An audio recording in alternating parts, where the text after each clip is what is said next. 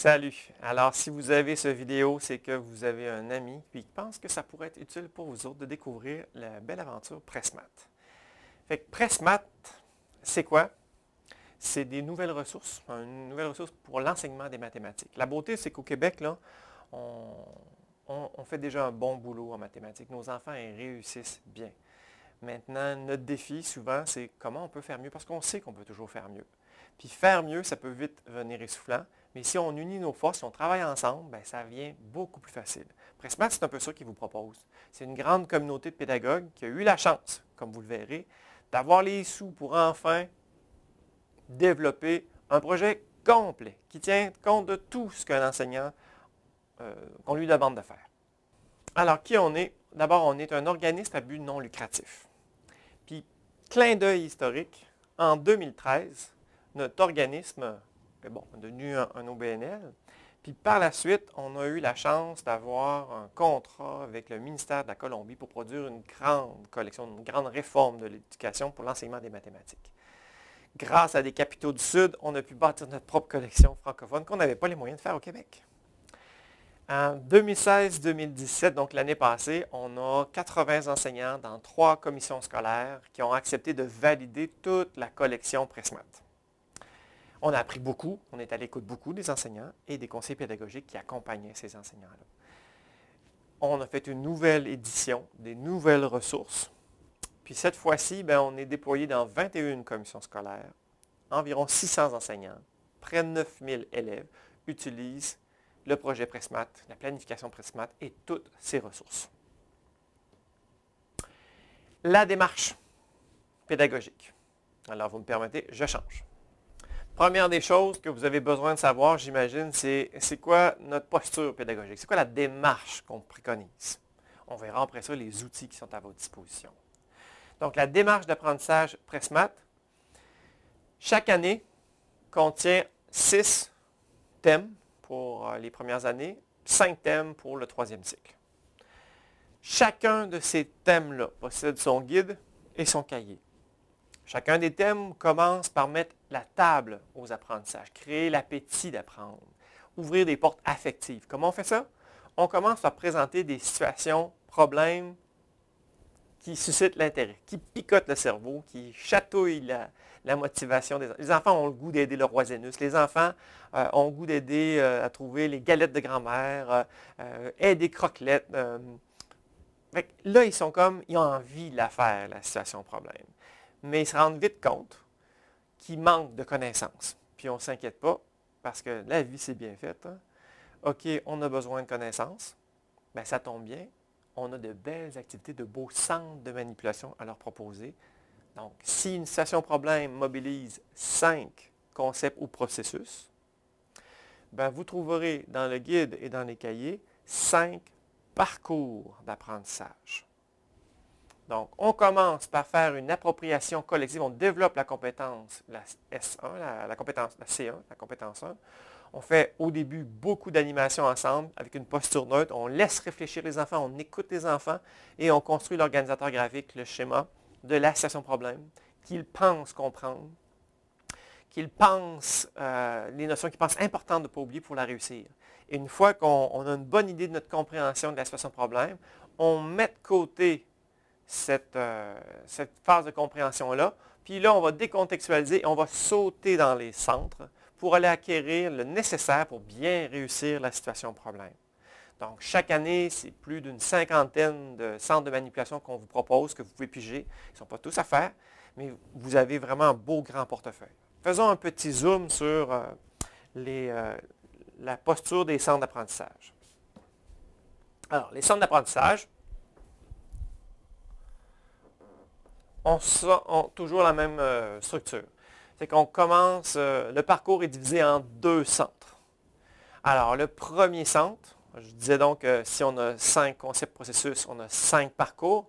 Alors, chacun de ces parcours-là, on va avoir 2 centres. Un centre pour de niveau début de cycle, puis un centre niveau fin de cycle. Ça, c'est dans votre guide.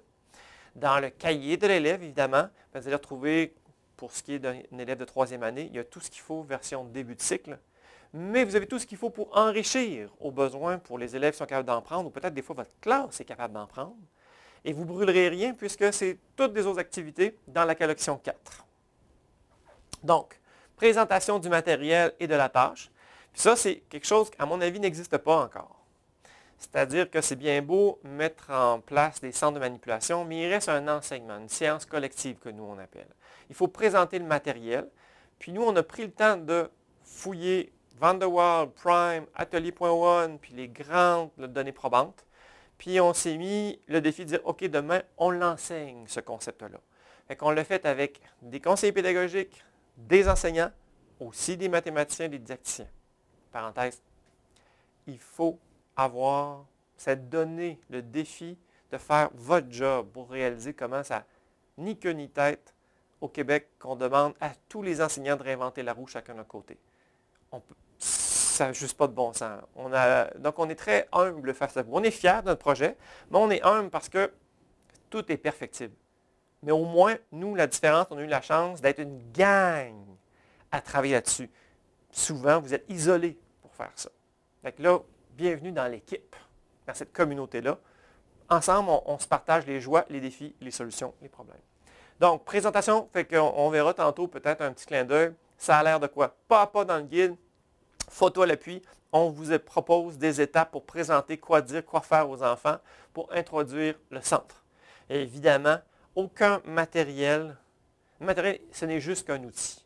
Fait que si vous avez votre propre façon qui fonctionne bien, vous la conservez, s'il vous plaît. Mais vous pouvez avoir des fois des belles surprises ou des choses que vous n'aviez pas, que vous allez trouver dans notre ensemble. Ensuite, réalisation de la tâche en équipe, souvent en équipe de 2, parfois en équipe de 4.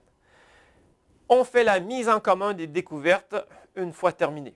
En gros, pour nous autres, un centre, la partie sciences collectives, l'enseignement qu'on fait, dépendamment des concepts, ça dure entre 10 et 20 minutes.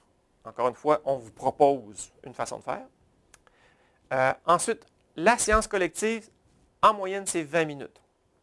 Au-delà de 20 minutes, ça se peut que les enfants aient encore de l'intérêt pour le faire. Mais les gains en apprentissage sont moins bons. Ce qui est important, c'est la mise en commun des découvertes sur ce qu'on appelle, nous, une mémoire collective. Qu'est-ce que les enfants jugent important de retenir sur le concept qui est abordé? Et ça, c'est une partie souvent qui est très inconfortable pour beaucoup d'entre vous. Pour pallier à ça, on verra tantôt qu'on a mis en place une plateforme de formation en ligne où on a mis des capsules vidéo pour étayer chacun des parcours, chacun des centres. Donc, pour tous les centres qu'on vous propose, on vous propose une vidéo d'un fil d'arrivée. De quoi ça a l'air une mémoire collective d'un enfant d'une classe de 3e année, de 2e année, de 4e année. Fait que ça vous donne une idée du fil d'arrivée didactique qu'on est censé atteindre. Puis ça, ça vous donne ça va vous faciliter l'animation de ça, mais ça va aussi beaucoup vous aider quand vous allez circuler parmi les équipes à plus facilement mieux questionner les enfants, mieux diagnostiquer. Ils ne comprennent pas, mais oui, mais pourquoi? Parce que vous aurez une vue plus large que juste l'activité. C'est comme un Snapchat didactique qui va vous enrichir en l'espace de 30 secondes, 1 minute, vous remémore, élargit votre connaissance sur le concept processus qui est travaillé dans ce centre-là. Ensuite, particulièrement les petits, jusque vers parfois 3e année, ce qui est, mais plus ils sont jeunes, plus c'est vrai, on propose après ça de faire la répétition du centre de manipulation. Fait qu'on revient à la mémoire collective, là où on s'était laissé, qu'est-ce qu'on pense qui est important, peut-être même qu'on a laissé des questions, qu'on ne sait pas si c'est juste ou non. Et là, on va revivre, les petits vont vivre un plaisir de se sentir meilleurs. Puis parfois, ils vont essayer des choses qu'ils ont entendu de la mise en commun de d'autres équipes. Donc, on le vit. Et puis là, on revient sur notre mémoire. Peut-être qu'il y a des mots de vocabulaire qui n'ont pas sorti qu'on va les placer. Peut-être qu'il y a des réponses à des questions qui vont venir se placer. On le retravaille. Ensuite, on vous propose de garder une trace de ça.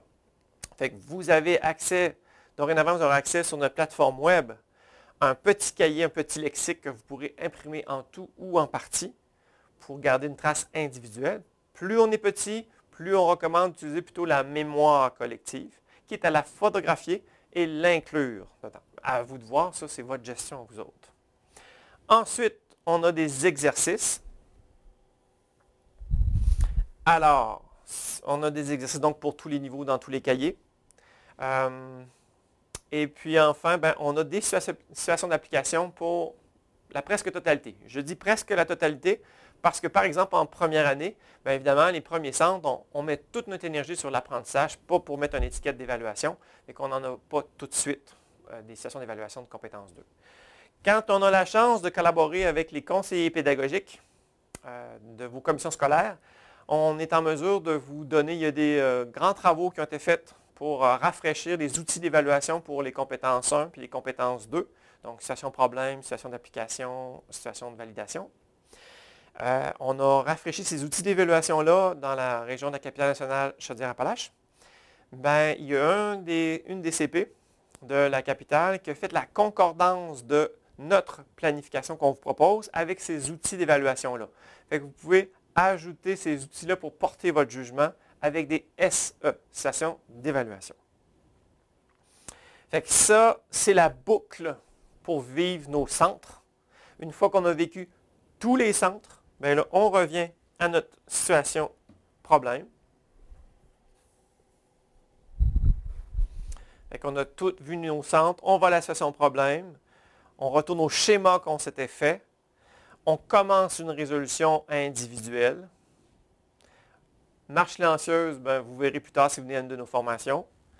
Puis nous participons, ça c'est beau, puis on termine la résolution, puis on fait l'objectivation pour voir qu'est-ce qu'on retient pour que ça soit plus facile la prochaine fois.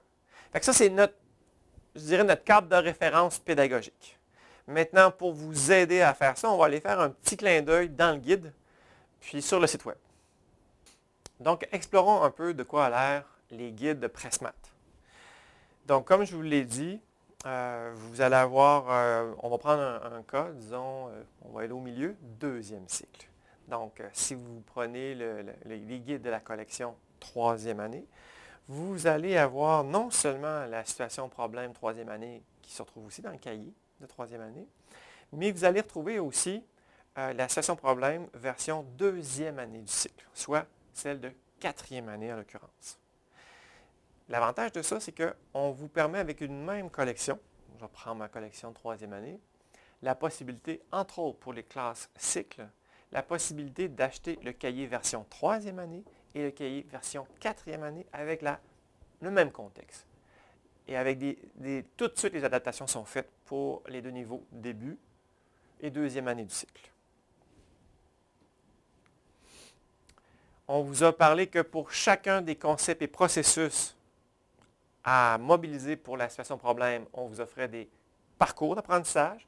Chaque parcours, il y a une version Centre 1 qui est première année du cycle, Centre 2 étoilé, deuxième année du cycle. Ça commence par une leçon d'enseignement pour chacun des centres. Comment on introduit le matériel? Que dit-on aux enfants?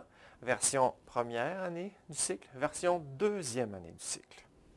Puis ça, ça vous donne, vous comprendrez, plein de flexibilité. Si vous êtes en troisième, puis votre classe, là, écoute, ils sont capables d'aller plus loin, vous n'hésitez pas à piger dans les versions deuxième année du cycle, puis il n'y a aucun risque de brûler parce que c'est toutes des nouvelles ressources pour la collection quatrième année. On vous offre des feuilles support pour faciliter l'animation de nos centres, ce qui fait que la première année de presse est exigeante.